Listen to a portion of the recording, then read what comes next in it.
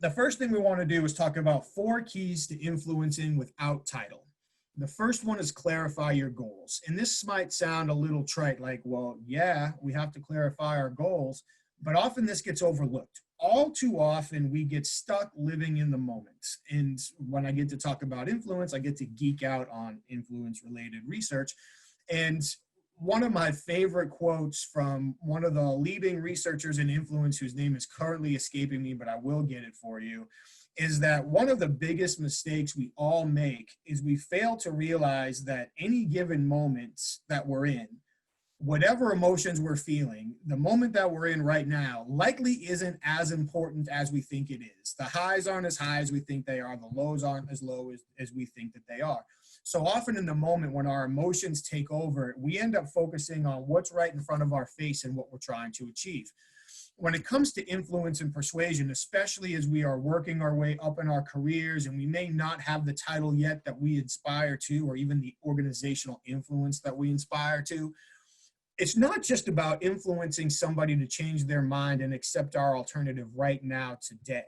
It's about communicating with people in a way that allows us to demonstrate the value of our thought process, the value of our idea generation, the value of our perspective, and our ability to communicate that. So over time, these influence techniques we need to use become easier and less required. So really, if we look at the big picture in any situation, it's how do we use this communication opportunity not only to achieve our short-term goals, but to go at least 1 or 2 steps closer to achieving our long-term goals. It's also critical that we understand our audience's perspective. And on the next slide, I'm going to give you 2 questions to probably invert the process that you're currently using in order to do that and really make a huge difference. We already talked about considering the greater context of the situation.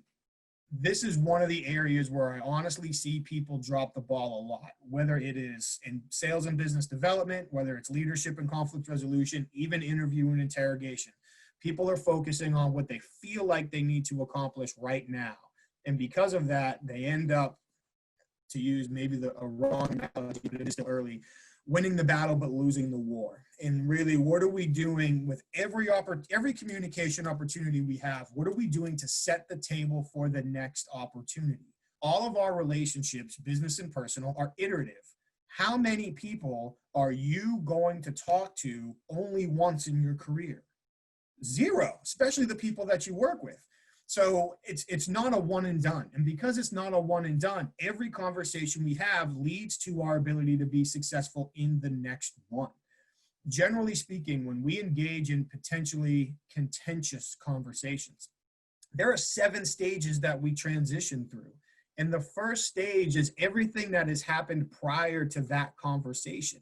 So we may not realize that how we talk to somebody today could have a significant impact on our ability to influence them 6 months down the road. So taking that greater contextual perspective becomes very important. And then finally, this one is huge. If you take 3 or 4 things out of this entire session, put this at the top of the list. Encourage your audience to protect their self-image.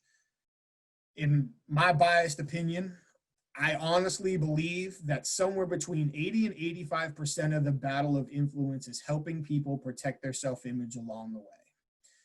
Nobody likes feeling stupid. Nobody likes feeling inferior. Nobody likes feeling embarrassed. And we'll talk about that coming up as well.